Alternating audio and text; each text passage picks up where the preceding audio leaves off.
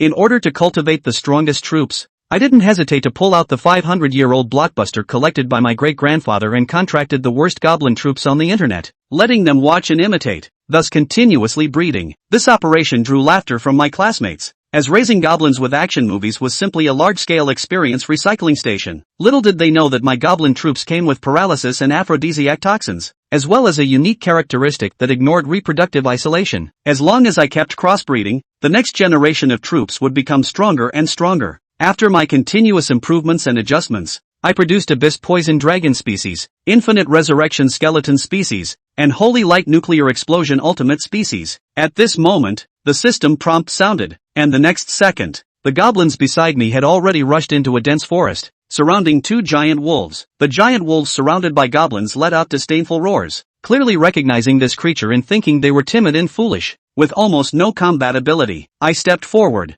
my expression serious as I watched this battle. If the goblins were defeated, those two giant wolves would mercilessly tear my throat apart. Fortunately, the goblins made the wolves realize the cost of underestimating them. They spat toxins on their weapons and then continuously struck at the weak points of the wolves. Their tactics were similar to those of hunting dogs, with one attacking while several harassed. If the giant wolves turned to attack the goblins, the remaining goblins would immediately launch their attack. Before long, two giant wolves were tortured to the point of being unrecognizable. Moments later, I received a notification sound. Looking at the system prompt, I took a deep breath and first glanced at my thatched cottage. The current unit I had was the Dark Goblin, and then I turned to look at the Fountain of Nurturing. To develop, I must upgrade my territory and the Fountain of Nurturing, and upgrading requires energy stones and heterocrystalline. Currently, these two can only be obtained by killing the natives, which almost explicitly indicates the Lord's intent to kill externally. It seems that the myriad races here are targeting not only the tens of thousands of us lords but also the natives of this world. I lamented the cruelty of the rules and began to plan how to obtain energy stones. After all, the protection period is only a short 7 days. If I do not gain more troops and become stronger during this time, it will be my own death. I just killed two giant wolves. Why are there no energy stones? I suddenly thought. Goblins should drop energy stones when they kill giant wolves. Why didn't I hear the notification sound? I turned to look at the goblins, and I was stunned. I saw 5 goblins, 2 busy breeding offspring, and 3 in line. The scene was strange yet harmonious. In shock, I saw one of the giant wolves' bellies rapidly swell, and only then did I realize that ignoring reproductive isolation could be used this way. One giant wolf is pregnant, and all the goblins are lining up in an orderly fashion for another giant wolf. During this time, some goblins were applying saliva on the giant wolf, which contained toxins that had both estrus and paralysis effects. I secretly complained and casually used the reconnaissance skill on the giant wolf. This shows a gray-furred giant wolf, quality bronze, attributes 15, level LV 10, no weapon, skill is bite, currently in a pregnant state, with 23 hours and 58 minutes until the newborn is born. I can't help but marvel at how a giant wolf ended up pregnant with a goblin's child. Indeed, the old Ancestors Island blockbuster has a peculiar effect. After the Dark Goblins completed their breeding tasks, they came to me and expressed their desire to go hunting, meaning they wanted to hunt more females to complete breeding and hunt males to build territory, which coincided with my thoughts. After all, the world of Atlantis is full of malice, like a knife hanging over our heads, ready to reap lives in 6 days. More than 10,000 people died in this novice trial, and we don't know how many will die when the next protection period ends. I don't want to be one of them. The most important thing right now is to develop my own power. After confirming that the giant wolf would not wake up halfway, I let the goblins go out to hunt with peace of mind. After the goblins left, I took another look at the pregnant giant wolf. I had previously thought about increasing the troop types with energy stones, and now I was increasing them through pregnancy. I don't know if it's a gain or a loss. The next morning, I was awakened by the cold. The thatched house was so broken that it couldn't block the wind at all. After getting up, I quickly started a fire to roast meat, thinking that this broken house had to be replaced. While gnawing on the meat, I made up my mind that when the goblins returned, I would have them build a house. Otherwise, before the beasts came, I would freeze to death first. At that moment, the notification sound kept ringing. It turned out that the Dark Goblins had killed a soft-boned rabbit, gaining 100 experience and 1 energy stone. I had just finished gnawing on the pork in my hand and was worried that the goblins hadn't returned all night. Now it seemed they had probably taken down the soft-boned rabbit's lair, bringing back 15 energy stones from this hunting trip, which was quite a harvest. There should still be quite a bit of rabbit meat left. I can stew a pot of rabbit heads to satisfy my cravings later. Just as I was happily thinking about this, a white goat with long black horns and a strong build was attracted by the smell of the roasted meat. Its crimson eyes were fixed on me inside the protective shield. occasionally butting the shield with its horns. It couldn't shake the shield at all, only causing a few ripples. I calmly walked over with the meat skewer. As long as I stayed inside the shield, I was safe and not worried at all. Just as I got close, the black goat launched an attack, condensing a black fireball on its black horns and smashing it hard against the protective shield. This guy can actually use magic. I cast a detection spell, and the information about the black goat immediately appeared. Quality bronze, attribute 18, level LV 8, no weapon, skill is fireball, current status is stubborn, angry, hungry, and confused. As I was pondering, I suddenly caught sight of a group of goblins dragging a string of snow-white rabbits tied with vines, quietly heading towards their territory. The corners of my mouth lifted, and I immediately gave orders to the goblins. They dropped the rabbits, picked up their sticks, and silently circled around to the back of the black goat. The black flames between the goat's horns gathered again, and the terrifying high temperature distorted the surrounding air. This attack was clearly stronger, but the goblins were quicker, having already circled to the back of the black goat before the flames struck the shield. This black goat doesn't seem very smart. It didn't turn around despite the footsteps behind it. It wasn't until a goblin hit it on the head with a club and a flurry of knives stabbed into its body that it realized the presence of the enemy. But unfortunately, it was too late. The goblins skillfully smeared saliva on the wounds and dragged the paralyzed black goat and the rabbits back to their territory. Upon observation,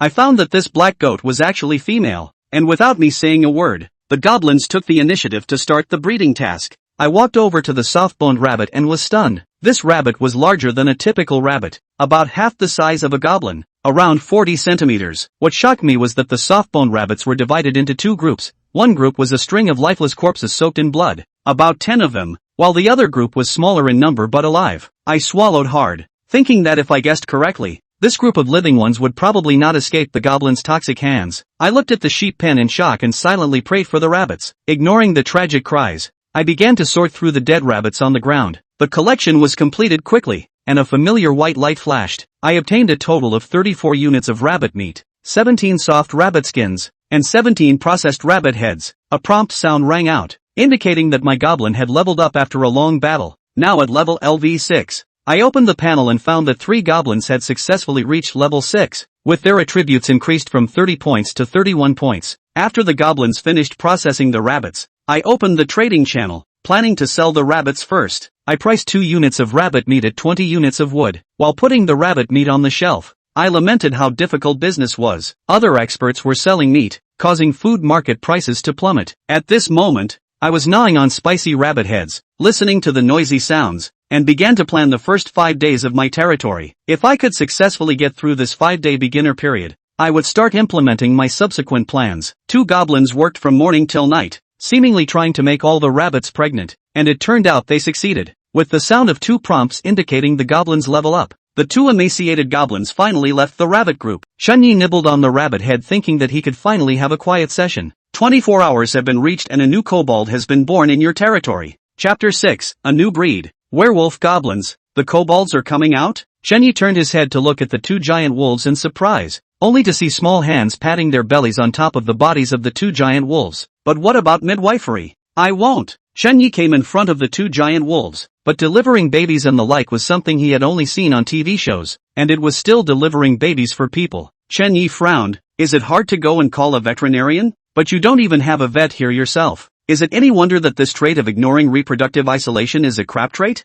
Chenya's mind was heavy. If that was really the case, then he would have to redefine his goblins and his future plans. Next, as Chenyi froze, he only saw that the 2 giant wolves actually began to shrink and dry out at a speed visible to the naked eye, until it becomes a complete skin and bones. Stab! A tearing sound rang out, and the fur of that giant wolf was torn from the inside, revealing several furry heads. A newborn werewolf kobold has appeared in your territory and has become your troop type by default. Accepted. Chenyi accepted while sizing up the so-called wolf-life goblin. The dark kobold's tattooed, black-lined body was topped with a wolf's head 1/3 the size of his own body, and his fingers had changed, from humanoid 3-fingered to 3 sharp wolf claws. One of the biggest changes is the wolf's head and claws. He threw over a probe to get information on the werewolf kobold. Werewolf kobolds, quality, silver, attributes, 35, level, LV3, killing creatures earns you a level up. Loyalty, diehard. You are the kobold's absolute faith. Weapons, none. Skills, bite, fangs.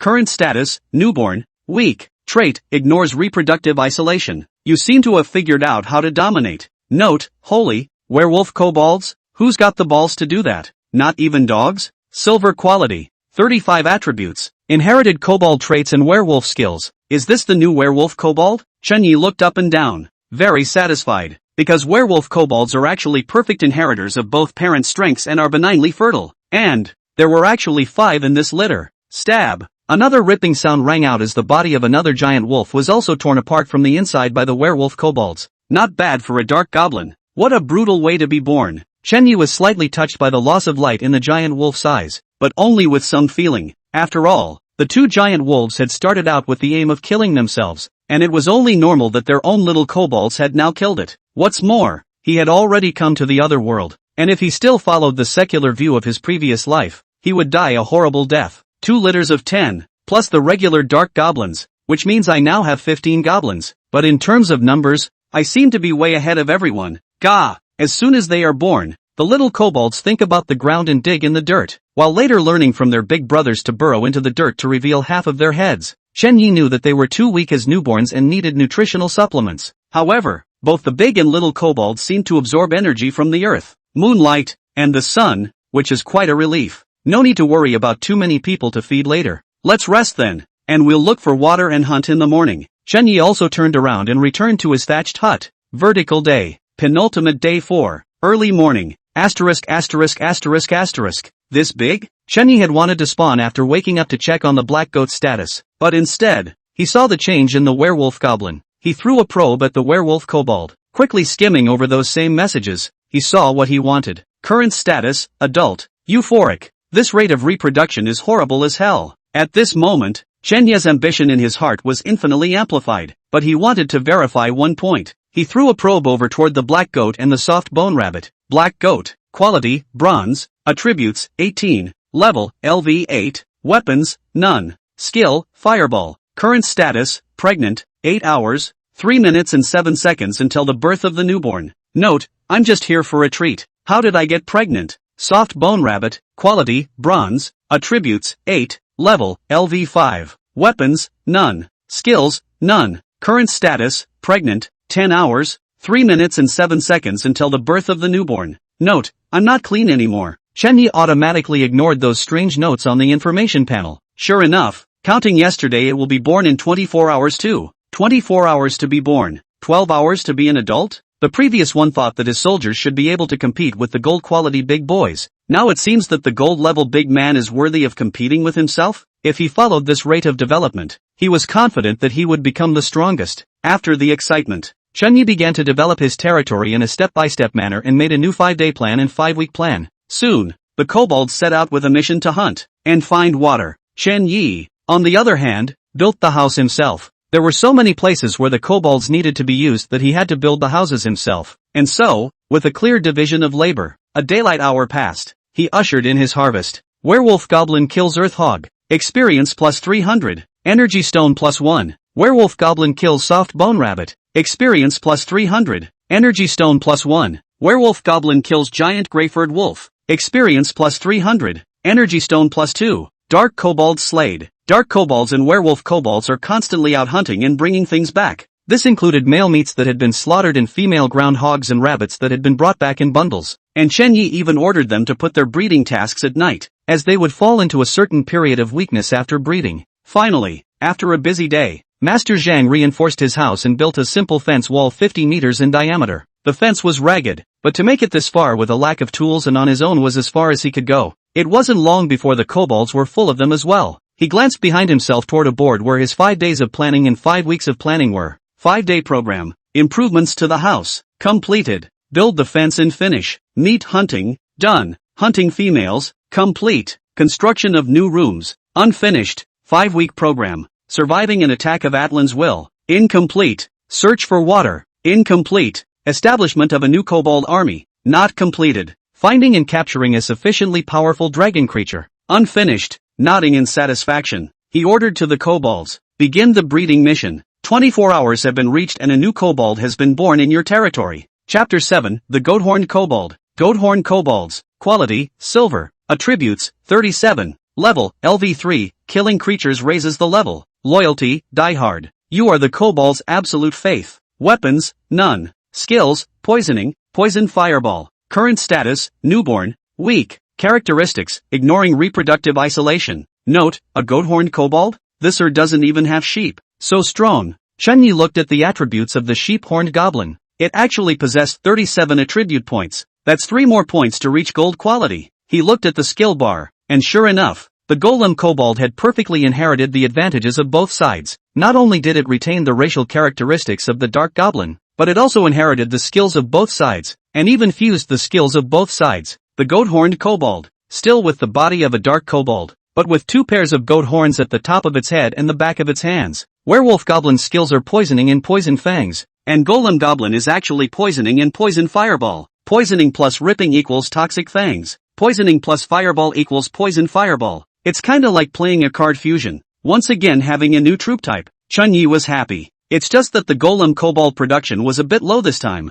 and there were actually only 2 of them, but as a mage, it's understandable that it would be more valuable. He looked behind him to the soft-boned rabbits that were about to give birth, and the kobolds that were seeding the earth hogs and the soft-boned rabbits, which were dark kobolds and werewolf kobolds. It's so curious what more exotic creatures could be mated between a werewolf kobold and a soft-boned rabbit. An amalgamation of 3 creatures? Chunyi was already curious and was even prepared to let the sheep-horned goblin participate in the mating as well. But unfortunately, the sheep-horned goblin was still a child. In that case, my 5-week plan really might come true. First have a horde of hordes besiege a dragon, while later capturing a dragon back for breeding, having a horde of draconic kobolds, and finally, although the night was already late, Chunyi was immersed in his why and couldn't sleep at all. Since you can't sleep, work. He then commanded the newly born golem kobolds to begin burning the wood for the carbonization of the preservative, and he had seen the goat-horned kobold's poisonous fireballs, not black fireballs from the goat horns on top of his head like the black goat.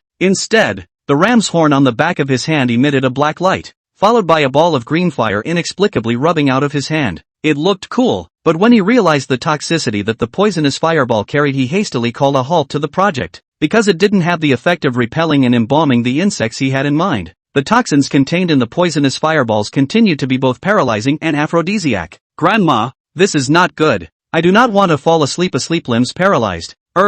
Since the house can't be built either, let's organize the kobold's day's harvest. Immediately, he began to organize his harvest. Keep 5 of the 40 units of ground pork and the rest on the shelf. 60 units of giant wolf meat, all on the shelf. 40 units of soft-boned rabbit meat, all on the shelf. 20 units of rabbit heads, a few on the shelf. He shelves most of the meat on the trading channel, exchanging it for stone and wood. He felt it was worth it to exchange food, which was dropping extremely fast, for the immediate need of wood and stone. It's not easy to preserve something like meat, and with the rise of the late season, few people will be short of something like meat, so naturally the sooner you get out the better. As for the ancillary items produced by these creatures, such as wolf teeth, pig tusks, or anything like wolf or rabbit skins, Chunyi kept them to himself. Recently the weather is getting colder and colder. He feels that this kind of warmth items can be stored for a wave to try, and anyway, it cannot be sold for a good price now. After a bit of organizing, the originally barren trading area was once again full. Chenya's new large amount of meat at once this time had once again caused a sensation, for no other reason than volume. Even a gold-level bigwig couldn't do it by dumping 100+ units of meat at once. This is because they tend to have fewer troops than the bronze and silver levels initially, basically only 1 to 3, and 1 to 3 numbers of gold soldiers, even if you're good, aren't as swift as 15 kobolds hunting. Not to mention, he caught a nest of soft-boned rabbits. For a moment, the composite area exploded again. Come and worship the big man, actually selling hundreds of units of meat at once. What is Big Brother Chenya's troop type? Is it that holy rank above the legends? It should be, right? Otherwise it's impossible for a gold-level bigwig to sell so many at once. I'm a college student. Give me something to eat. I'm going to die in 3.5 days. Let me be a full dead. Some bragged, some second-guessed, and others reached for it. Chunyi had once again displayed his strength, naturally ushering in another wave of adding friends. Gu Xiaoyu attached a message. This time the quantity is large. Xiaoyu managed to grab it, specially came to thank brother. Su Qingyin attached a message. Chen Yi, the things you have on the shelves are too expensive. I don't have any wood or stone on my side. Can I use other ones to offset the debt? Zhang Sanli came with a message. Big brother, there are still 3 days to go before we face the next round of war. My soldiers don't have any fighting power without eating enough. Can I beg you to give me some food? Lia Michelle with a side message. Do you still have meat? Large quantities of the kind I can trade for using energy stones. Ha! Chunyi didn't even look at it and decisively rejected the first few friend applications. He was now a mudblood and didn't have the extra ability to support others. However, he rested his eyes on the last friend request, which he wouldn't mind if exchanged. Leah Michelle was actually willing to use energy stones to trade. Doesn't this person know that energy stones are rare? Or is this person powerful? Energy stones are easy for her? That's not right. If you're strong, then why is there a lack of food? A million times over. But Chen Yi passed the other party's friend request. Chen Yi returned, I don't have it this time, but if you want it, I can pack it up for you next time. After thinking about it, he added, are you sure you want to trade energy stones? He looked at the ID called Michelle, and the other party seemed to be a foreigner. Leah Michelle replied, sure, I'm willing to pay the price of 2 energy stones per 50 units, but of course, it takes 100 units of meat to trade. Chen Yi replied, no problem, I'll look for you when the time comes. Capturing food was not a difficult task for him. Instead, the accumulation of energy stones was very slow. After all, the energy stones given by just killing were too little, and he also wanted to quickly boost his territory and the fountain of nurture. Now he's met the wrong person just as he wanted to. At this moment, the woman Chen Yi had called an ingrate was sitting on her knees in the middle of a dilapidated church. Blue and white, neat and clean uniform. Beautiful blonde hair. Rippling figure. It was just a pity that the female missionary had actually covered her sapphire eyes. She placed the meat she had just grabbed in front of the nave, then prayed to the statue in the middle of the church. Great Almighty God, your faithful followers have once again found the lost body. Please guide it home.